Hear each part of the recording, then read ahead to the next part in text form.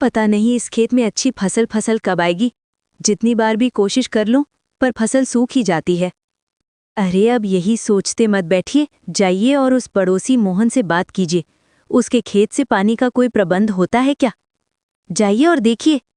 अरे वो मोहन कहाँ देने वाला है पानी? फिर भी तुम कहती हो तो जाकर देखता हूँ।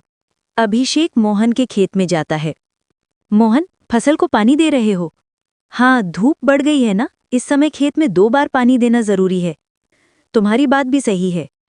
अच्छा है, तुम तो 2 बार फसल को पानी दे रहे हो और मेरे पास 1 बार देने के लिए भी पानी नहीं है। तुम अगर अपने कुएं से थोड़ा पानी दे देते तो।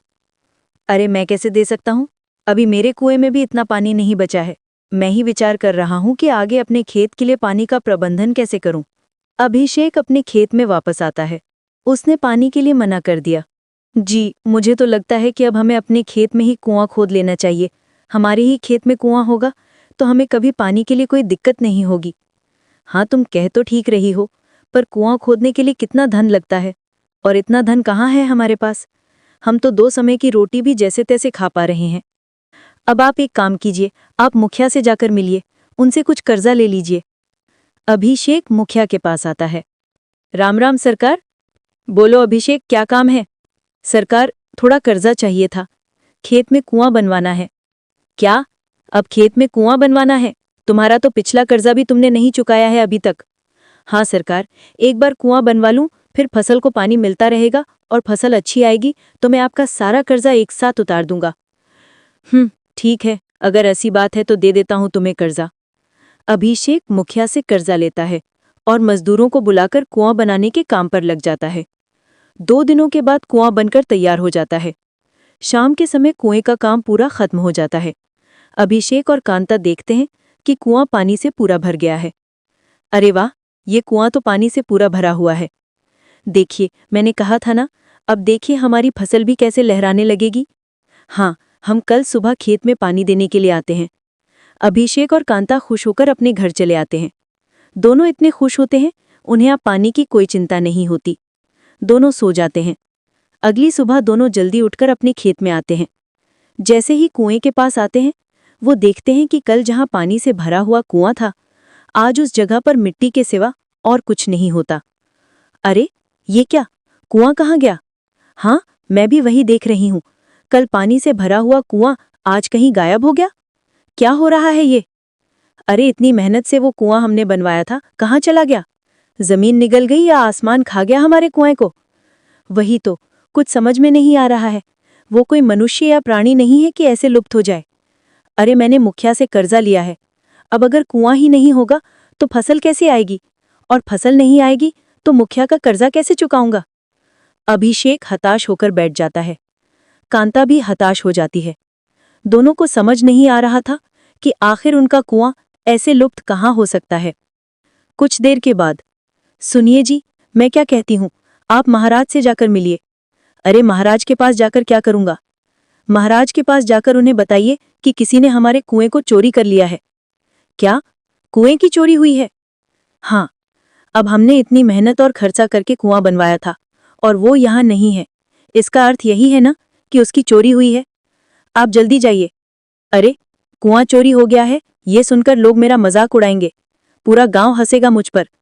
महाराज को भी मेरी बात पर विश्वास नहीं होगा।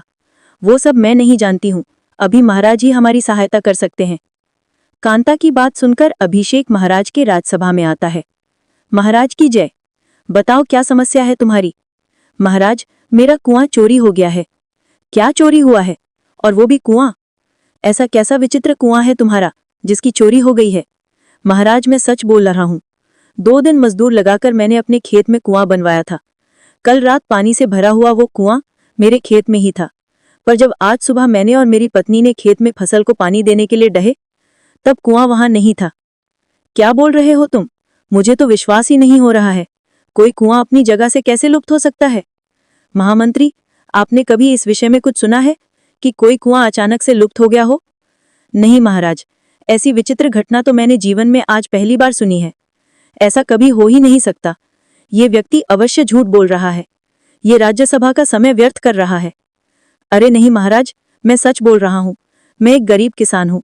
मैंने मुखिया से कुआं बनवाने के लिए कर्जा लिया है। आप चाहें तो उनसे पूछ लीजिए। महाराज महामंत्री को आदेश देते हैं और मुखिया को राजसभा में बुलाया जाता है। मुखिया, बताओ, इस किसान ने तुमसे कुछ दिन पहले कुआं बनाने के लिए कर्जा लिया था? हाँ महाराज, ये कुछ दिन पहले मेरे पास आया तो था और कह रहा था कि उसे अपने खेत में कुआं बनवाने के लिए कर्जा चाहिए और कह रहा था कि अच्छी फसल होने के बाद सारा कर्जा एक साथ उतार दूंगा। देखिए महाराज, मैंने कहा था ना, मैं सच बोल रहा हूं। मैंने कुआं बनवाया था, पर अब वो गायब हो गया है। महामंत्री, आप स्वयं इस किसान के खेत पर जाकर देखिए। यदि वो कुआं वहां बना होगा तो उसके कोई चिन्ह मिलेंगे। महामंत्री अभिषेक के साथ उसके खेत में आते हैं। महामंत्री पूरे खेत को ध्यान से देखते हैं और फिर से महल में चले जाते हैं। महाराज, मैंने उस किसान के खेत का पूरा ध्यान से निरीक्षण किया है, परंतु उस खेत में 2 दिन पहले कोई कुआं बना हो, ऐसा कोई चिन्ह नहीं समझ आ रहा है कि वो किसान हमसे झूठ क्यों बोल रहा है। महामंत्री, आप उस किसान पर नजर बनाए रखिए। मुझे तो वो किसान भी उसके कुएं की तरह विचित्र लग रहा है। शाम हो जाती है। कांता और हरिया अभी तक खेत में ही बैठे हुए थे। अंधेरा हो जाता है और अचानक वो कुआं उसी स्थान पर प्रकट हो जाता है जहां कल उसे बनवाया गया था।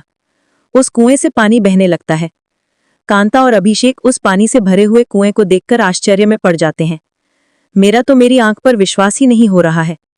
ये कुआं अब यहां अपने आप कैसे प्रकट हो गया? अब ये सब छोड़ो, अब ये कुआं प्रकट हो ही गया है तो खेत में पानी दे देते हैं। दोनों भागकर कुएं के पास जाते हैं। हांडा उठाकर उसे रस्सी से बांधकर कुएं में डालकर पानी निकालने लगते हैं। जब हरिया कुएं से हांडा बाहर निकालता है तब वो खाली होता है। ये क्या, कुएं में इतना पानी भरा हुआ है, फिर भी ये हांडा खाली कैसे है? आप रुकिए जी, मैं देखती हूं। अब कांता आगे जाती है और हांडे को कुएं में छोड़ती है। वो हांडे को कुएं से बाहर निकालती है, वो भी खाली होता है। अब दोनों डर जाते हैं। सुनिए जी, मुझे ये कुआं कुछ विचित्र प्रकार का लग रहा है। हमें इस कुएं से दूर ही रहना चाहिए।